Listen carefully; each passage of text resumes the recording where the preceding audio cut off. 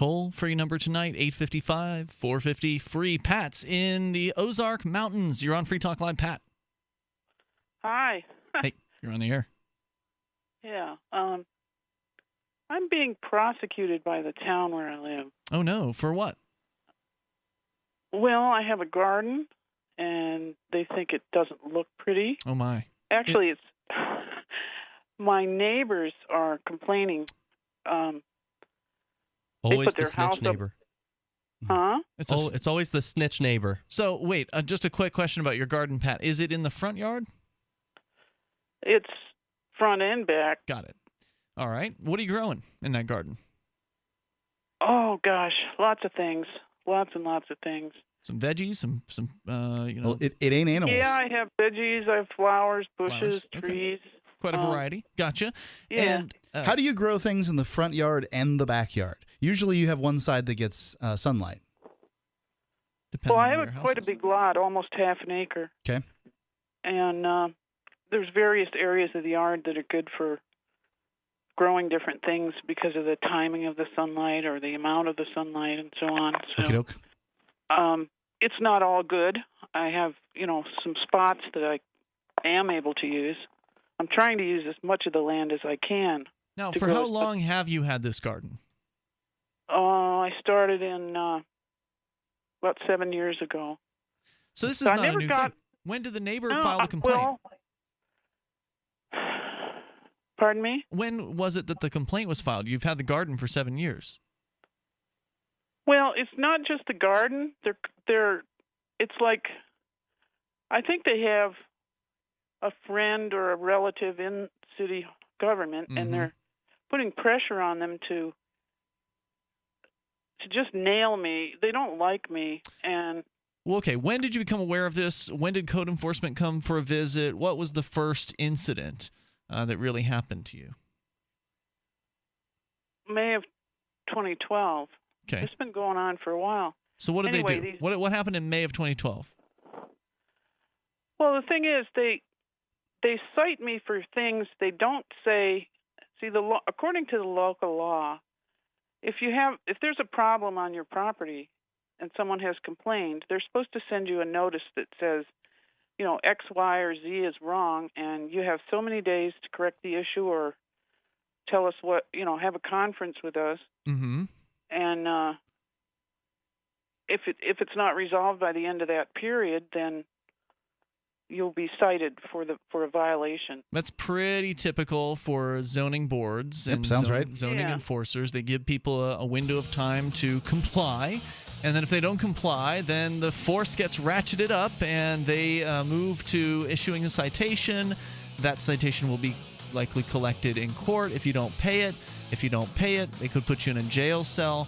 So I want to hear the rest of your story. Hang on, Pat. We can bring you back here in a moment. She says she's been harassed by the town where she lives because a neighbor doesn't like her. And we've been dealing with this here recently in Keene. It's Free Talk Live. All right, we go back to Pat in the Ozark Mountains. Pat, you were telling us the city government there, the town government, is coming after you. They've been threatening you over a garden at your house, and this all started back in 2012. They have been issuing you threats. So we're just kind of trying to get some history on what's been going on. So you believe it is one particular neighbor? Do you know who it is, or do you just suspect? I know who it is. How do you know? The code inspector told me. Okay, so they're not protecting the complaining party, which sometimes they will do. I remember when the code enforcers came after me for the first time back in 2007. The enforcer refused to reveal who the complaining party was. Of course, that was a city employee. Correct. He was protecting one of his coworkers. But ultimately, he had to reveal it at the trial because I had asked when I was cross-examining him. And you have a right to face your accuser in this country. In theory, you should be able to face the accuser, but in that case, I couldn't face the accuser. I could just get the information about the accuser, which I did do. So you know who the complaining party is. How close are they to your home? Are they like adjacent, across the street? Where are they located? They're next door, and they have their reason for hating me, and they're using an excuse that, because the neighborhood is got these problems that they're not able to sell their house for an inflated price. And the code So it's all enforcement your is- fault. Because Right. the housing market is down in general, because you have a garden, that's the reason why they can't sell their house, or whatever their other complaints happen to be at the moment. Well, they had it on the market in 05 and 06 for $35,000. Then a couple years ago, they put it up for $60,000, and it never sold at 35, and it didn't sell at 60. Now they've pumped the price up to $85,000. Wow. What? And they think that it's my fault that it won't sell. But at any rate, the code enforcer here is actually on my side of the thing, and he's got the pressure being put on him by whoever it is in the city that they have got the connection with. So what's the current legal status then? Are you under a threat at the Well, moment? What happened in 2012 was I got cleared. I got the warning notice, and I got cleared by the code inspector on, it was 2 counts, weeds and rubbish. And I asked him when he sent the notice, come over here, please, and show me what you mean by this rubbish, because I don't know what it is. Plus, I had a sprained shoulder, and I didn't want to do more than I Okay. had to. And he said, well, your front porch is too cluttered. That's what it is.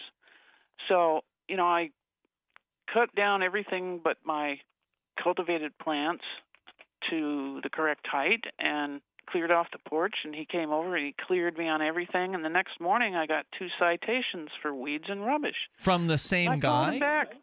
I called him back. I said, what the heck's going on here? And he said, I don't know. I'll have to call you back. And he called back and he said it was a pile of firewood. And so I had to move this pile of firewood. It was blistering hot outside, and it all had to be split first, and oh, what a mess. But anyway, I let the prosecutor intimidate me into making an Alford plea at the trial. And that Or means the that you don't arraignment. accept responsibility, but you admit that you can't defend against the charges or something like that, right? Right. And they put me on probation for a year, and then Probation for a year Probation? for firewood? yeah, and also suspended the fine. And So then you had in- remedied the situation. This was back in 2012. Can you take us real quick to today and what's happening now? Because we don't have all night to tell the whole story. Yeah, well, they've issued 2 more citations, and there was no abatement or warning notice given first. Mm-hmm. And the code enforcer was here, and he didn't say anything about firewood. I had firewood over where you can't even see it from the house next door.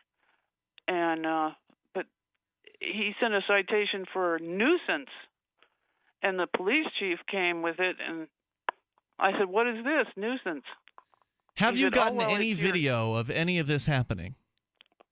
No, I have witnesses who were here, though. It's not good enough. Anyway. You're going to have to get video when these people come back. It sounds like they're issuing you the fines already. I wish you the best in dealing with this. What can you really do about this, though? And I thank you for the call tonight, Pat. Grab a video camera, have it charged up, have it ready to go where you can grab it. Maybe it's your cell phone. Maybe it's an actual camera that you just keep by the front door. That you keep on the charger or something like that. And that way, when these people come back, you can get them on the record and you can ask them questions, and more coming up.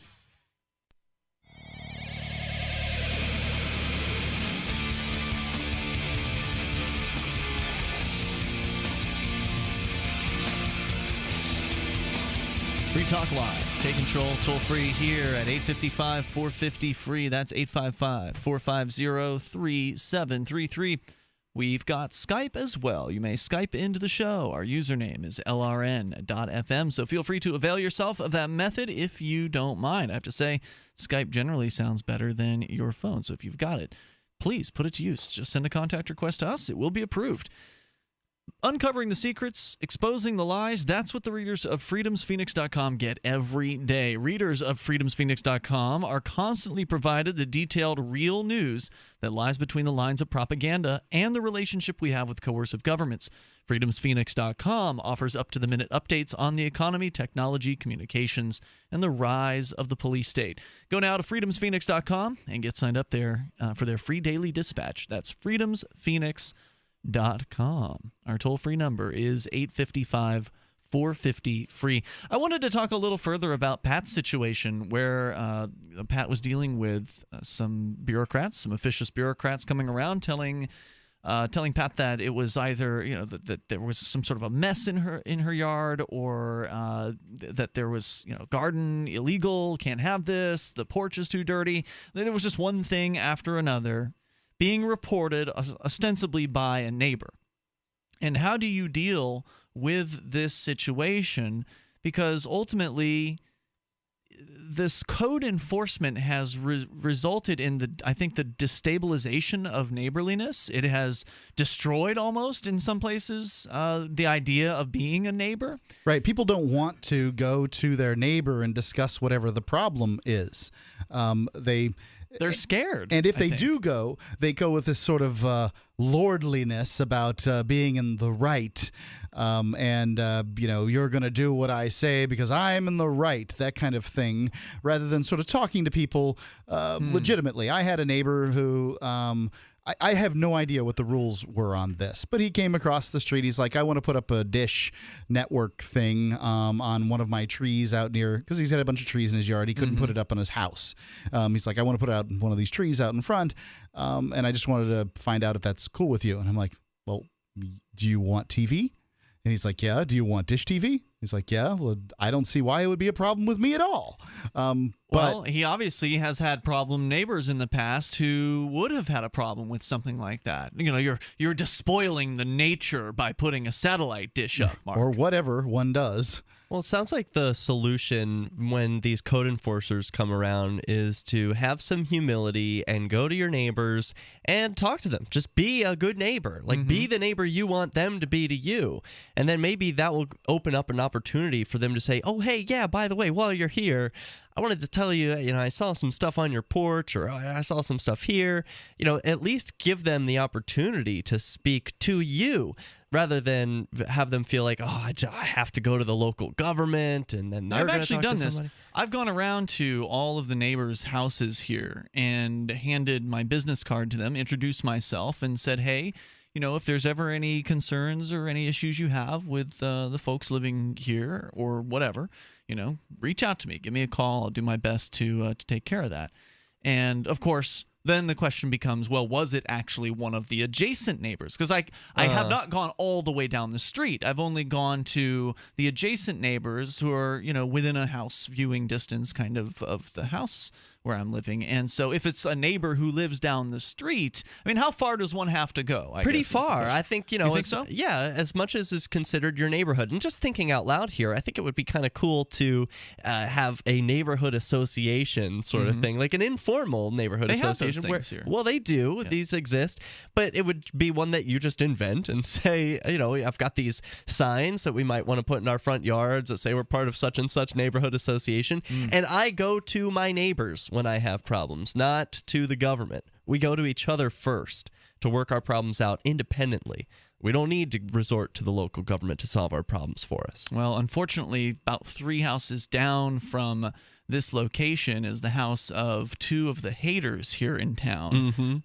So, that's not going to solve that issue, right? Like, those people are ideologically opposed to the existence of liberty activists in their town. Yes, but could you imagine how it might change the situation if they start seeing some signs in all of their neighbors' yards that surround them saying, like, we go to our neighbors to solve our problems, we don't go to the police, or something like that, and then they're surrounded. There's public pressure that works against them in that situation. That'd be amazing. I'd be interested to see that happen anywhere, because it seems like the pressure right now is from fear, and that these people, whoever they are, not the people specifically here in this neighborhood, but people in general who don't want to deal with their neighbors, are afraid. I mean, that's where it comes from, right? It's people being afraid of what someone might say or Conflict. do. Yeah.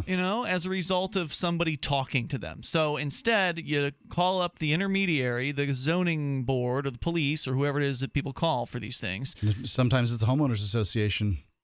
I suppose, yeah, but in that case, at least you've agreed to the rules in advance. But I'm talking about more of the government situations here where we're talking about zoning, which is not a consensual agreement, and they are forcing their viewpoint on you. So they get afraid and they say, oh, well, this is why we have zoning. So we'll call up the board. They'll send their agent out. They'll do the dirty work. They'll knock on the front door. They'll be the ones who are issuing the threats. They'll be the ones the neighbors will deal with, and they'll be the ones who just kind of handle everything. They'll be our essentially our agents in this particular case. Unfortunately, that's one solution, with air quotes, that's working for people. And I think if people are afraid to deal with their neighbors, then step one, I'm asking myself, how can I make them less afraid? Mm-hmm. I think just being a good neighbor and going and talking with them would be step one. I agree. Toll-free number is 855-450-FREE, but unfortunately, that approach doesn't always work. When you're dealing with a grumpy neighbor, when you're dealing with neighbors who are ideologically opposed to your viewpoint, there are people who want to use the violence of the state, who it's their common tactic, and I don't know if persuasion is going to work with those folks. Mm. I think the best option is to move people who do appreciate good neighborliness to the same area. Yeah. Bringing people to New Hampshire, like the Free State Project is, people who love freedom, who are all coming here, many of whom are coming here to get active. I want to live near those people. I mean, I'm fine living with most of the people I live near, like the neighbors that I have. Most of them keep to themselves, and they're nice folks when I've talked to them. But I know that some of them are ideologically opposed. I've had enough conversation with them to know that about them. And, I would appreciate having neighbors that are ideologically compatible. And we can have that here in New Hampshire as more people start to move here as part of the Free State Project. So check out freestateproject.org when you get a chance, if you care about freedom. The thing with the whole zoning, it's disappointing. There was an issue recently here at the Keene Activist Center where Derek J., you and I and some other activists, we spent a lot of time last weekend, or the weekend prior to this last weekend, cleaning out the basement. It had accumulated some stuff over the years, and it needed a good cleaning. And we did give it a good cleaning. We threw out a truckload and several carloads worth of stuff, took it to the dump. And then there were just a few things that were sort of left about the side yard. And as a result of that, someone called code enforcement. And I don't know if it was Tuesday or whenever it was, but it was at some point last week, relatively early on in the week, maybe Tuesday, Wednesday at the latest, the code enforcer, one of the code enforcers, the nicer of the two code enforcers, showed up here. No, it was actually Thursday after Rich Paul's trial. Was it Thursday? Yeah. Okay, so Thursday he showed up here and said somebody, I wasn't there for the conversation when he showed up. I was there when he showed up after the cleanup. So what had happened? Were you there for it? Yeah, I was there. I saw the car that was marked City of Keene, and it stopped at the stop sign near the Activist Center. I said, uh-oh, here it comes. Grab the cameras. Yep, I grabbed my camera, and I imagine you weren't the car, only one either grabbing a camera. Nope, everyone around on the porch grabbed a camera. And bureaucrats show up to the Keene Activist Center. They know they're going to be recorded. Yeah, he was on several cameras at that point already. So as soon as he pulls into the little driveway on the side, I have my camera on, and he's real polite and just asks sort of sheepishly, like he's got the spotlight on him. All these activists are just ready, waiting to hear what's he going to say. And he says, hey, I'm here, and a neighbor complained, you guys having a yard sale or something? And then waited for a response, and it was sort of painful to hear nothing. Right. We don't answer your questions. Yeah, because no one wants to incriminate. Define yard sale. Yeah.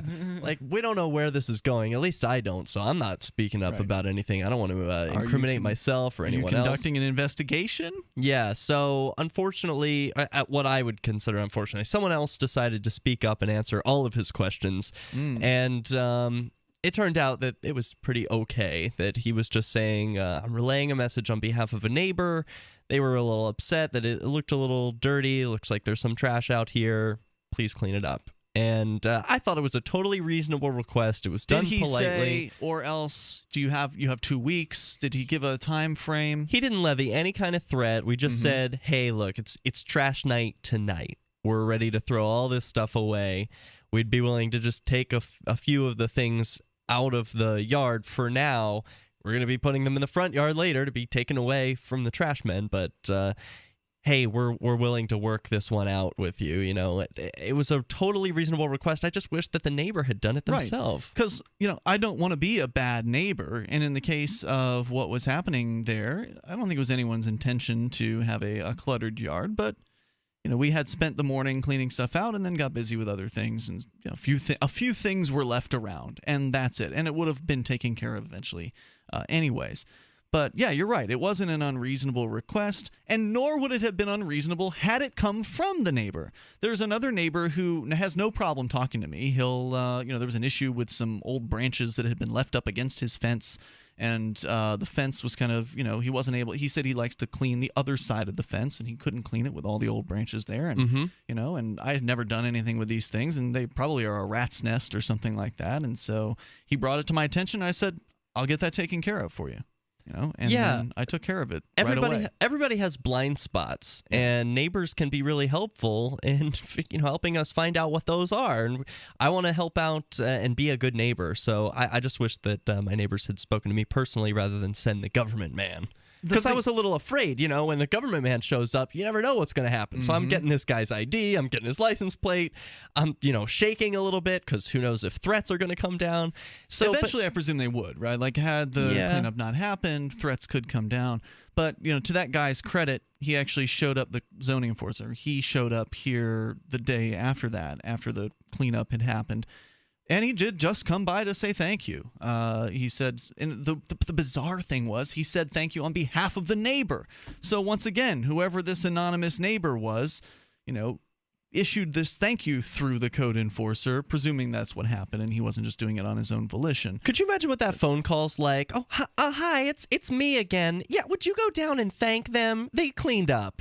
I don't yes, know. Ma'am. Okay, I'll go down. Like I said, that was kind of the way it sounded to me, but maybe it was just him doing that as normal and just he just did it on their behalf without being asked to do it. I don't know if he was asked to thank us, but regardless, he did come by. And, if you're going to be in a job like that, at least approaching with some humility and approaching with, some courtesy is appreciated, rather than what I dealt with the previous time, which was a guy wearing a DEA skull, like a death's head logoed shirt, polo shirt, coming up on my porch, and basically a lot more of an intimidating character coming up and trying to throw his weight around. Yikes. So, yeah, he didn't have a very good time either. Oh, I was trying to study the body language of this guy, this code enforcer who came up to us, and I used the word humble because he had his hands sort of folded over by his belly. He was almost hiding his badge, but not in an attempt to hide from transparency. It was more or less like, I don't want to be here as the government man. I'm just sort of trying to talk to you as a person. He wasn't puffing out his chest. He wasn't lifting his head up all high. It was like a really humble way to address another person. I was impressed. I'm willing to give credit where credit is due and encourage the government agents to be nicer, at the very least. Be more friendly, even if they're doing an undesirable job or something that I don't think should exist. And I think we see that more often up here in New Hampshire than in some other places of the country. Free Talk Live, 7 nights a week from 7 to 10 Eastern, live on the Liberty Radio Network at LRN.FM.